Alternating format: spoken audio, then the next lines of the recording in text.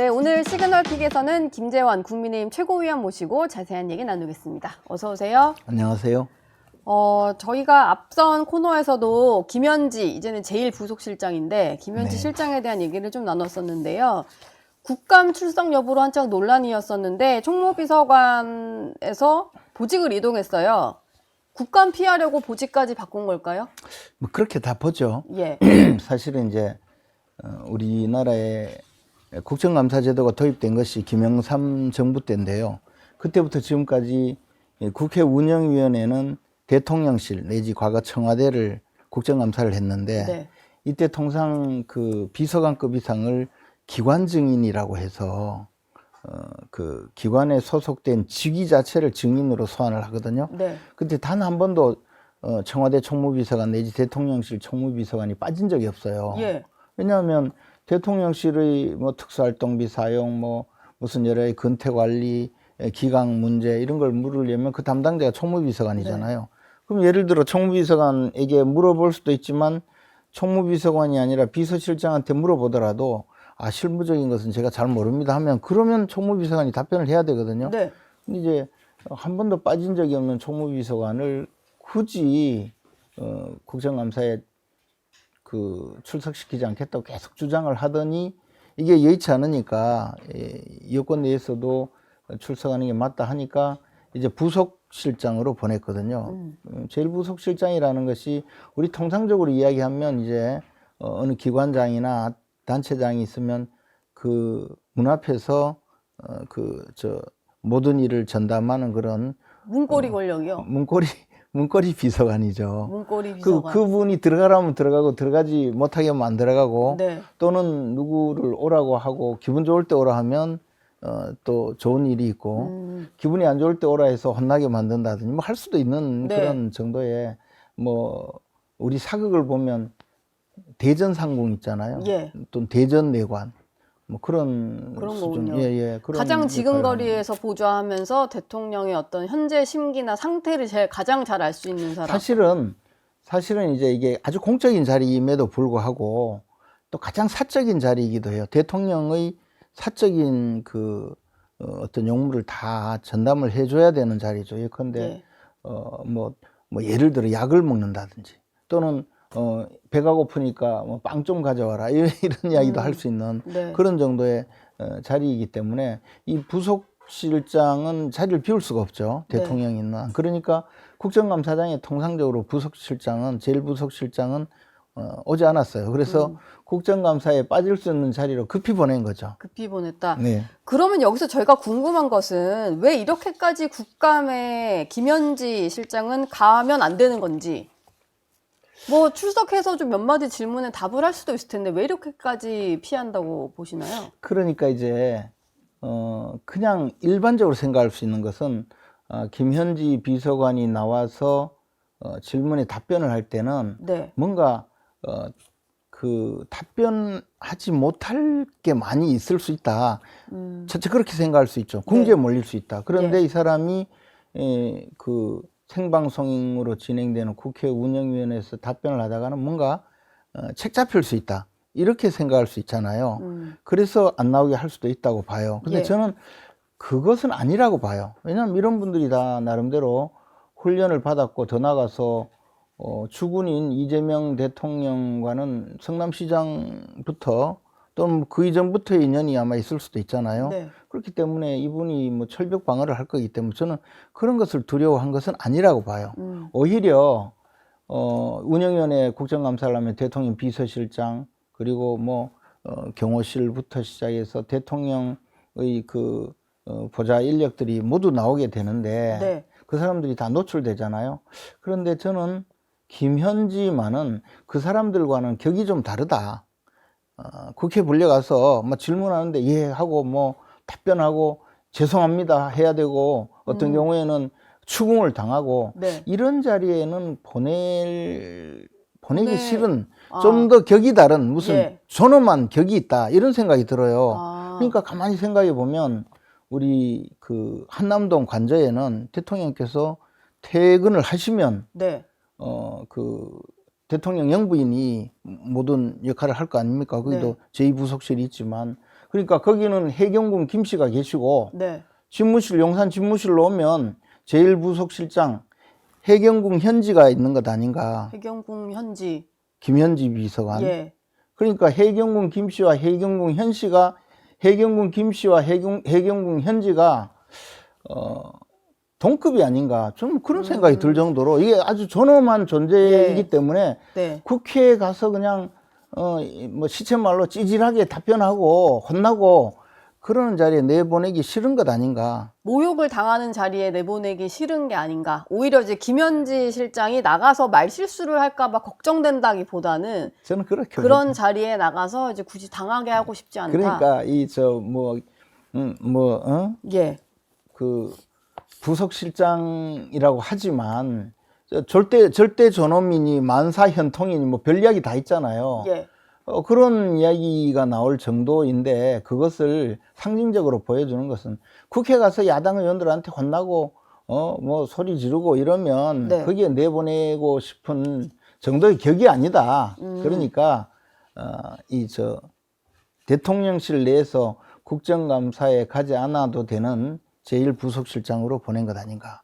또 예. 그 다음 인사를 보면 더 웃겨요. 네. 제1부속실장은 어디로 보냈냐면 대변인으로 보냈잖아요. 그 대변인 2명이 됐잖아요. 그 대통령실 내지 청와대는 대변인이 1명이 원칙이에요. 왜냐하면 대통령은 말을 뭐 스테레오로 이 말 다르고 이 말 다르게 하면 안 되거든요. 박근혜 정부 초기에 그 2분 있었잖아요. 그러다 금방 교체를 했잖아요. 그래서 역대 대통령실의 대변인을 2명으로 만든 그런 사례도 별로 없는 데다가 네. 이건 오로지 해경궁 현지 자리를 만들어주기 위해서 이 사람 튕겨나간 것 뿐이거든요. 그리고 자리를 또 만들다 보니까 네. 이렇게 연쇄 이동을 할 수밖에 없는 상황이다. 지금 그러다 보니까 또 제2부속실장은 비어 있어요. 그렇죠. 네. 그 총무비서관 자리를 빨리 채워야 되니까. 예. 그러니까 이번에 총무비서관 자리로 간 분이 제2부속비서관인데 부속실장인데 이분이 이제 총무비서관 자리를 갔잖아요. 네. 이분은 이제 실세가 아닌 거야 보면 자리를 메꾸러 갔으니까. 국감용으로 네. 가게 된 네. 김재원 최고께서는 정권이 스스로 몰락해가는 징후를 만들고 있는 거다. 이렇게 또 분석을 하셨더라고요. 이게 어떤 몰락의 시초가 될 수 있다. 이렇게 보이시나 봐요. 이게 그 대통령이 지금 뭔가 자꾸 비밀이 생기고 국민들에게 숨겨야 될 일이 생기고 네. 또는 뭔가 그 석연치 않은 구석들이 자꾸 생기면 그로 인해서 많은 문제가 생기거든요. 예. 저는 이미 시작되고 있다고 보여집니다. 굳이 이럴 필요 없는데 예. 그 뭔가 꼭 궁중 그 사극을 보는 느낌이 들고 네. 제가 자꾸 해경궁 김씨, 해경궁 김씨, 해경궁 현지 이런 이야기를 하게 만드는 네. 이재명 정부의 그 여러 가지 조치가 스스로 시간이 지나고 나면 그때 이 일에서 시작되었구나라는 그런 생각이 들지 모릅니다. 흔히 나비 효과라고 해서 예. 정권이 몰락할 때는 처음에는 너무나 사소한 일에서 시작하거든요. 지난 정부만 봐도 김건희 여사에 대해서 좀 왜 그렇게까지 감싸느냐 뭐 했던 이런 것들이 다 돌아오고 있으니까 민주당 안에서도 잘 보고 있지 않을까 싶습니다. 이런 상황을. 네. 근데 김현지 부속실장의 국감 출석은 절대 안 된다는 여건에서 조희대 대법원장은 원래 뭐 어떤 출석 의무도 없는 것 같은데 청문회까지 만들면서 출석을 좀 압박을 하고 있잖아요. 네. 잠시 뒤부터 아마 청문회가 열릴 텐데 이게 만약에 나오지 않으면 고발하겠다 뭐 이런 얘기까지 나오는 것 같아요. 이게 이제 결국은 탄핵 분위기를 만들고 요즘 말하는 빌드업이라고 하죠. 예. 조희대 대법원장 탄핵 소추도 해보고 뭐 하기 위한 근거를 마련하는 것으로 보입니다. 즉 이제 조희대 대법원장을 청문회에 부르겠다고 하는 것은 당초에는 뭐 날조된 그 한덕수 전 총리와의 회동설 네. 그걸 확인하겠다 이런 내용이었잖아요. 예. 근데 이제 그게 너무 허황된 날조국인 사실이 드러나니까 네. 이걸 그냥 끌고 갈 수가 없으니까 그 다음에 지금 문제 삼는 것은 이재명 대통령의 선거법 위반 그 상고심 선고 네. 그걸 문제 삼잖아요. 네, 그렇죠. 그것을 가지고 대선 개입이라고 하잖아요. 사실은 이제 본심이 드러나는 거예요. 그 전에 그 날조된 그 회동설 가지고 한번 궁지에 몰아넣으려고 했는데 그게 안 되니까 원래 마음은 당신이 왜 우리 이재명 대통령을 유죄로 네. 판결을 했느냐, 예. 그 괘씸하다, 네. 가만두지 않겠다, 그 마음을 지금 드러내고 있거든요. 그러니까 유죄 판결한 행위 자체를 문제 삼겠다는 취지예요. 네. 근데 그걸 그냥 유죄 판결 자체를 문제 삼겠다고 하기가 좀 어려우니까 그 짧은 시간 내에 무슨 판결문을 쓰기 위해서 소송 기록을 다 받느냐 이런 이야기도 하다가 이제는 그냥 대선 후보 바꿔치기 공작이다. 네. 내지는 대선 개입이다. 이렇게 주장을 하는 거예요. 근데 법관의 판결은 사법권 독립에 의해서 헌법에서도 네. 그 사법권은 법원에 속한다. 즉 재판권은 법원에 속해요. 그러니까 그것을 헌법에 의해서 정해진 국가의 권능을 지금 입법부에서 문제를 삼으려고 하는 거죠. 이거 자체가 직권남용이자 헌법 위반 행위예요. 네. 그런데 그것을 문제 삼기 위해서 이제 청문회를 열어서 아마 물을 묻고 싶은 건 그걸 겁니다. 어떻게 수만 페이지 되는 소송 기록을 다 읽었느냐? 그동안에 판결문 작성할 때까지 시간이 얼마 걸렸느냐? 당신 하루에 뭐 10만 페이지 보느냐? 뭐 이런 식으로 예. 이제 그래가지고 이건 정해진 각본대로 아니냐? 뭐 그런 이야기를 하는데 법원에서는 이미 그 이야기를 했어요. 상고심은 법률심이기 때문에 이 법률이 위반되는지 아닌지 쟁점에 관한 것은 극히 일부이기 때문에 그 점은 충분히 네. 소송 기록을 다 확인을 하고 또 전원 합의체잖아요. 그렇죠. 그러면 그 유죄 판결에 대해서 반대한 대법관들도 판결문을 작성했거든요. 예. 그분들은 무죄 판결문을 쓰기 위해서도 소송 기록을 다 본 거예요. 그렇죠. 그런데 지금 조희대 대법원장을 지금 어떻게든 네. 끌어내려 보려고 이런 일을 하니까 아마 예. 제가 보기에는 일단 고발을 하고 그러면 재직 중에 불법행위다라는 명분으로 또 탄핵 소추도 하고 뭐 그렇게 하려고 할 텐데 예. 여론이 극히 나빠지면 조금 멈칫하겠죠. 여론을 좀 보긴 보겠네요. 근데 이것과 동시에 또 추진하고 있는 것이 헌법재판소에서 대법원에서 확정한 판결에 대해서 다시 다룰 수 있게 하는 사실상의 사심제를 도입하는 재판소원 도입을 추진하겠다라고 했거든요. 네. 사법개혁의 방안 하나로 얘기가 나오는 것 같아요.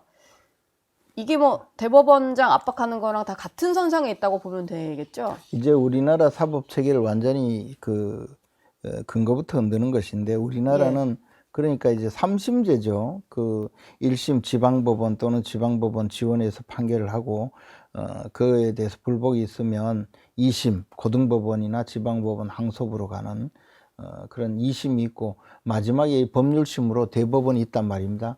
그러면 대법원은 최종심이 되고 네. 대법원에서 확정된 판결은 특별한 사유, 뭐 재심 사유라고 해서 특별한 사유, 뭐 증거가 조작됐다든가 뭐 이런 경우 외에는 이걸 번복할 수가 없어요. 왜냐하면 이게 법적 안정성이 필요하잖아요. 네.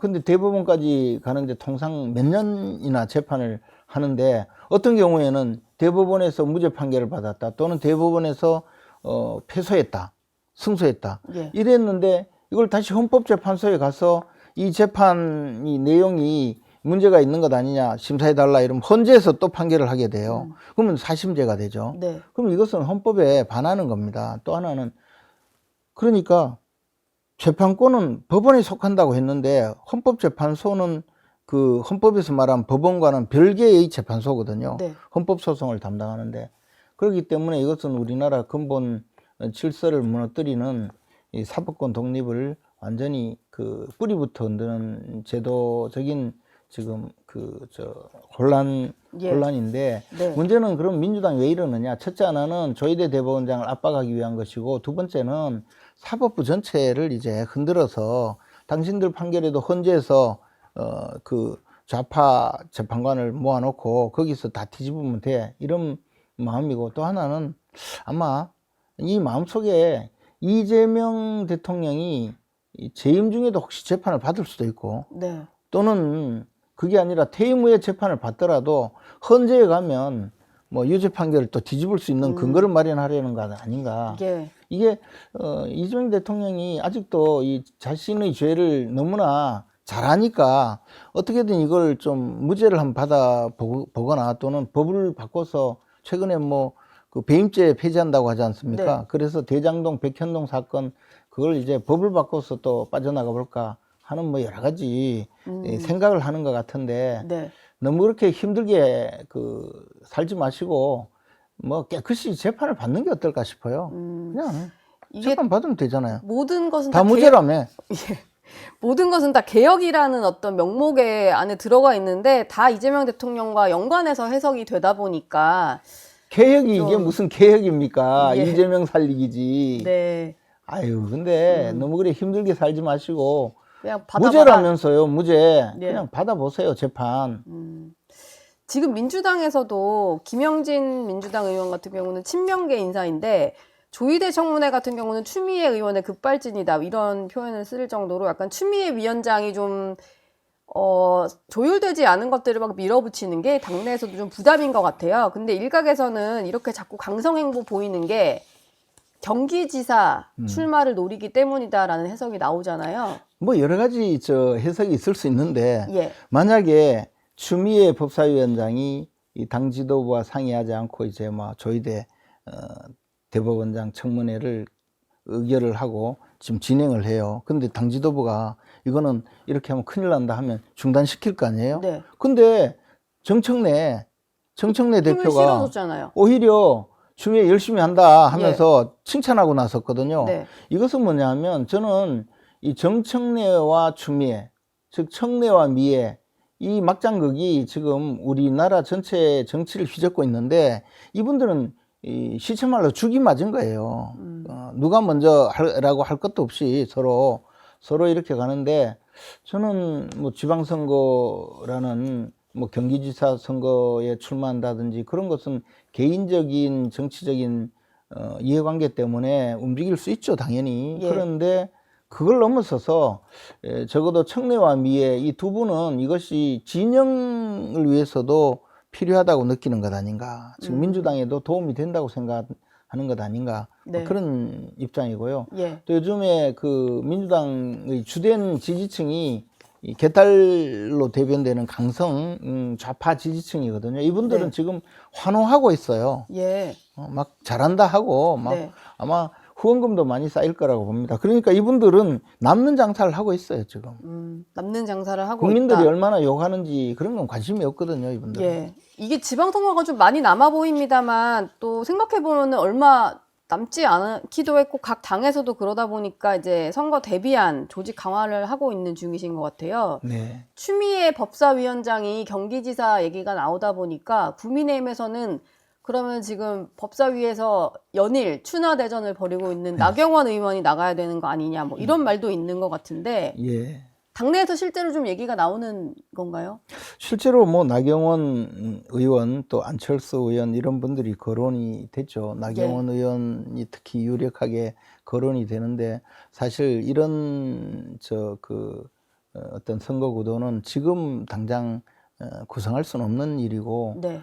그때 좀 더 시간이 지나고 이제 본격적으로 선거 구도가 형성될 때 그때 좀 여러 가지 상황을 고려해야 될 거라고 봅니다. 저는 과연 추미애 의원이 경기지사에 나올지도 의문이고 네. 또 나온다면 지금 그 가장 주목을 받고 있는 나경원 의원도 좋은 카드라고 생각합니다. 그런데 지금 당장 이것을 결정하거나 거론할 수 있는 단계는 아니죠. 아직은 막 지방선거로 국면이 전환되는 단계는 아니다 보니까. 그뿐만 아니고 과연 추미애 의원이 나올지도 모르지 않습니까? 예. 예. 그렇죠. 추미애 의원이 나오면 온 국민이 달려들어서 떨어뜨려야 되거든요. 예. 그럼 그때 이제 가장 대항마로서 좋은 분을 찾아내야 되는데 지금은 나경원 의원이 아주 유력하게 잘 싸우고 있으니까 예. 볼만하다 뭐 그렇게 될 수 있죠. 그런데 네. 추미애 의원이 개딸들의 지원을 받아서 경기지사에 나오면 하여튼 우리 당에서는 누구든지 내세워서 확실히 떨어뜨려야 될 겁니다. 알겠습니다. 어제 국민의힘에서 신임 당무감사위원장을 발표를 하셨던데 이호선 국민대 법과대학장을 임명을 하셨어요.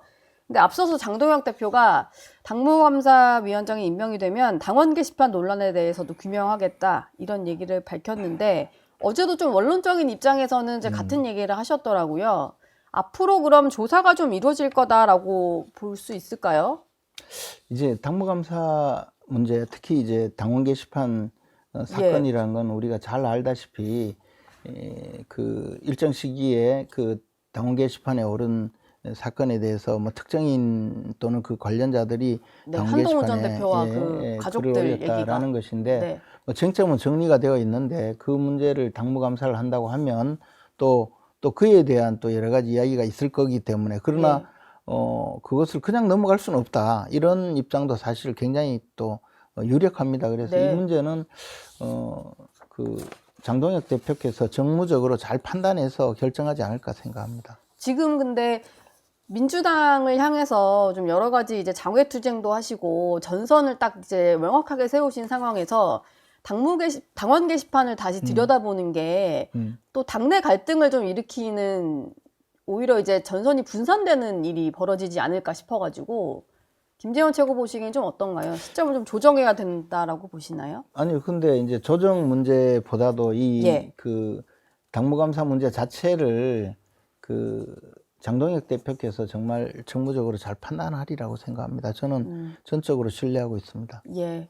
마지막 질문 드리겠습니다. 국민의힘이 지난 주말에는 서울에서 집회를 이어가셨고 대구에서 시작을 해서 서울에서도 한번 대규모 집회를 하셨는데 명절 연휴가 또 있다 보니까 이게 장외 집회를 계속 이어가실 수는 없을 것 같고 투쟁 전략을 좀 바꿔야 된다라는 얘기도 좀 있는 것 같아요. 좀 구상하시는 당 지도부에서 계획하시는 바가 있을까요? 지금 우리 그 국민의힘 입장에서는 전투력을 그 총동원해야 될 상황이거든요. 예. 지금 3대 특검 그리고 대법원장 청문회 이런 것이 그 추구하고 있는 모든 방향은 결국 이재명 정권 일당 독재거든요. 네. 이것을 막아내기 위해서는 어떤 수단 방법을 가리지 않고 그 동원을 해야 되는데 지금 국회 내에서는 무제한 필리버스터를 진행을 하고 있고 또 장외에서는 이렇게 장외 투쟁을 하는데 다만 현실적으로 이제 추석 연휴 그리고 국정감사가 있지 않습니까? 네. 또 국정감사가 되면 국정감사에 또 매진해서 그 100일밖에 안 된 기간 내에 이 나라를 완전히 송두리째 망가뜨리고 있는 이재명 정권의 이 비리 내지는 불법적인 행위를 전부 다 국민들에게 낱낱이 공개를 하는 이런 상황이기 때문에 당분간은 장내 투쟁으로 네. 집중해야 될 가능성이 많습니다. 그리고 그 시기가 지나면 또 장외 투쟁에 대해서도 검토를 해서 이번에는 좀 더 폭넓게 그 이재명 정권에 반대하는 모든 사회 재반 세력과 함께 네. 갈 수 있도록 그렇게 해야 되지 않을까 생각합니다. 알겠습니다. 지금까지 김재원 국민의힘 최고위원과 얘기 나눴습니다. 오늘 말씀 감사합니다. 저희 영상 많이 시청해 주시고요. 좋아요, 구독, 댓글, 알림 설정 꼭 부탁드리겠습니다.